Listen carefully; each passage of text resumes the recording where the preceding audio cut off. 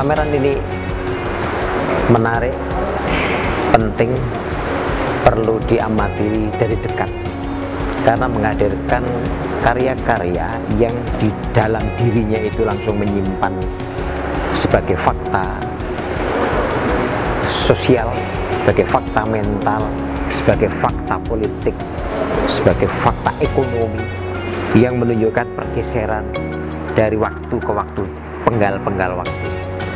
Nah, mengapa menarik? Karena karya-karya itu sebagai artefak yang menyimpan berbagai fakta itu menunjukkan dengan menarik bahwa ada watak profetik dalam diri seniman dan karyanya.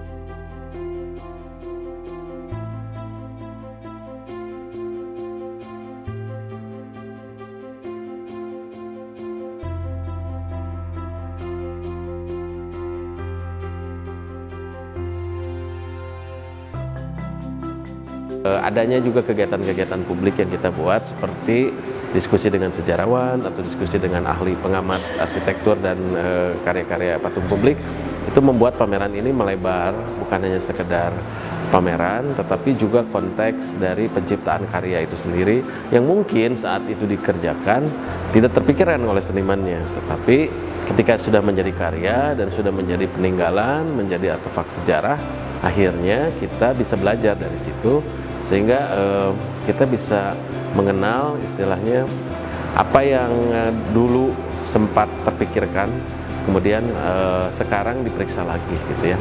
Dan pelajaran itu mungkin orang lupa gitu bahwa itu ada di masa lalu sebenarnya, sehingga ketika kita bisa memamerkan karya-karya yang selalu kita sebut ini karya bersejarah, sebenarnya bukan hanya karena tahunnya lama, tetapi juga bersejarah karena mengandung pengajaran, mengandung hikmah, sehingga orang bisa belajar dari karya-karya yang dipamerkan di sini. Jadi karya Edi Sunarso misalnya sebagai contoh, kan itu bukan hanya menunjukkan bahwa sekarang mungkin situasi sudah berubah, karya Pak Edi itu kurang diperhatikan, bukan hanya itu saja, tetapi juga mungkin apresiasi bahwa ketika karya itu diciptakan, orang Indonesia sudah berpikir sejauh itu, sehingga bahkan orang sekarang tidak berpikir seperti itu misalnya. Jadi itu pembandingan menurut saya itu yang menarik. Jadi ini juga segi-segi yang muncul dari kegiatan pameran lini transisi ini, sehingga kita tidak hanya melihat karya seni rupa itu sebagai satu karya yang terpisah, tetapi dia memiliki sebenarnya komitmen nilai dengan pemahaman dan harapan orang banyak bahwa seharusnya Indonesia itu berkembang seperti apa. Karena memang tema dari gagasan kuratorial dari pameran ini adalah bagaimana perubahan yang terjadi di Indonesia itu bisa direkam gitu sebenarnya.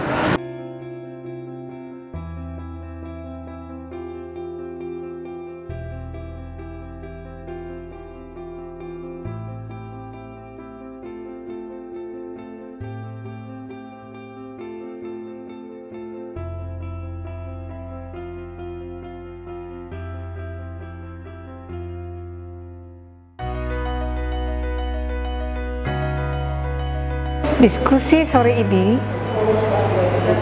kita melontarkan satu pengertian baru, kehadiran sebuah patung yang selama ini dikenal sebagai patung Pancoran itu merupakan sebuah penanda tentang Indonesia, karena ia hadir untuk mengisi ibu kota Indonesia Raya yang digagas oleh Bung Karno melalui Jakarta City Planning.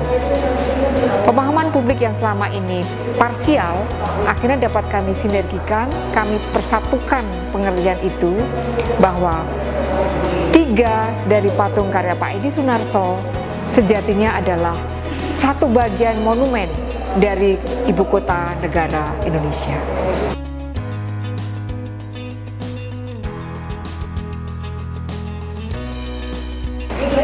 Justru dia dibangun sebagai penanda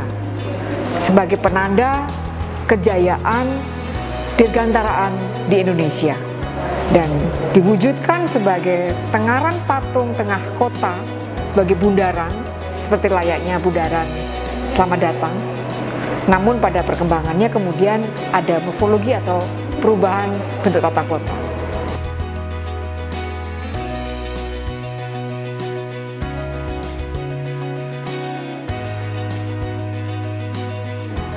Pagi ini kita ada di Galeri Nasional di acara ceramah mengenai konservasi, ya, urgensi penyelamatan koleksi negara. Seperti kita tahu, kita di koleksi negara ini punya jumlah koleksi yang cukup besar gitu. Di Galeri Nasional saja ada sekitar 2.000, dan masih ada banyak kementerian lembaga lain yang juga menyimpan karya-karya penting dari para maestro kita.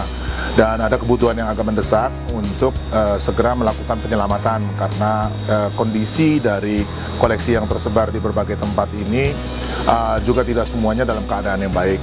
Nah, dalam seminar ini kita ingin membicarakan pertama apa-apa saja yang diperlukan untuk melakukan konservasi ini, dan langkah yang paling mendesak sebetulnya ini menyangkut pendataan, ya, pendokumentasian. Kita perlu tahu koleksi ini tersimpan di mana saja, kondisinya seperti apa, dan langkah-langkah yang diperlukan untuk menyelamatkan itu.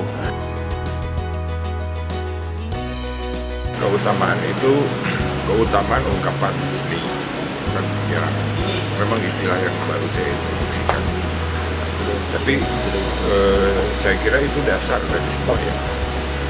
Jadi sepertinya kita di seminar akan dibicarakan tentang diperlukan dana cukup besar untuk menyelamatkan karya-karya seni, khususnya seni rupa gitu. Dan suatu hal yang luar biasa kita melihat bahwa Departemen Luar Negeri punya ratusan karya-karya yang ternyata koleksi signifikan dan selayaknya menjadi state collection.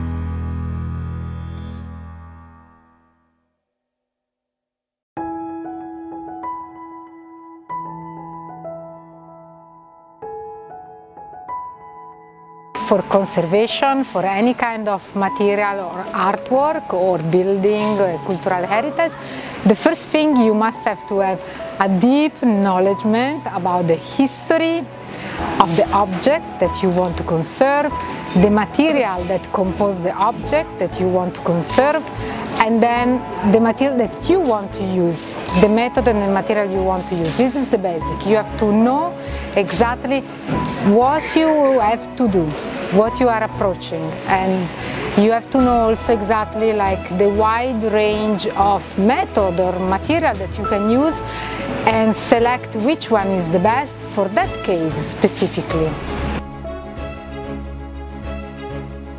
mudah-mudahan seperti juga yang disampaikan oleh Pak Dirjen, Pak Irjen, termasuk pembicara yang lain, ada Pak Jim, ada Maikela, menyadarkan kita semua ke depan untuk melakukan yang terbaik dengan mendokumentasikan dalam pemahaman kita, mestinya mendata, kemudian mempotret, kemudian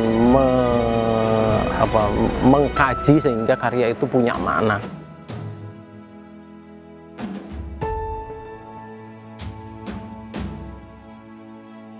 Dalam pameran Lini Transisi ini, melalui satu lukisan kita bisa membawa pulang banyak hal, banyak diskurs atau banyak wacana dan berita pikiran yang membuat kita mungkin perlu mengevaluasi bayangan-bayangan atau pikiran-pikiran atau kesimpulan-kesimpulan kita tentang masa lalu Jakarta, dan punya perspektif yang lebih jembar, lebih luas tentang bagaimana sebuah lukisan bisa bermanfaat untuk dibaca sebagai sumber sejarah dan mengenali kota.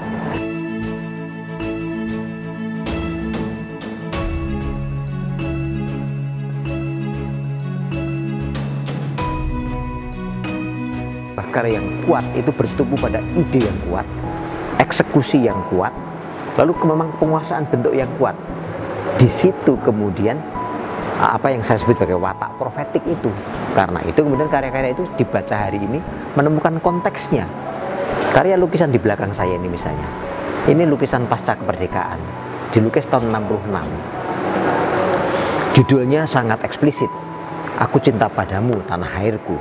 Tapi yang digambarkan apa? Dua laki-laki seperti pejuang gerilya yang termangu-mangu menatap masa depan, menikmati kemerdekaan. What next pasca merdeka ini? Ngapain? Apa yang terjadi? Itu hanya bisa dibayangkan, hanya bisa diwujudkan oleh seorang pelukis yang memahami fakta, mengalaminya di lapangan, lalu kemudian membayangkan sebagai pengalaman, tidak sebatas imajinasi, tapi itu sesuatu yang dialami. Nah, itulah yang saya sebut sebagai bahwa lukisan yang kuat dalam tanda petik selalu membangun konteksnya dalam segala zaman, tidak pernah lekang oleh waktu.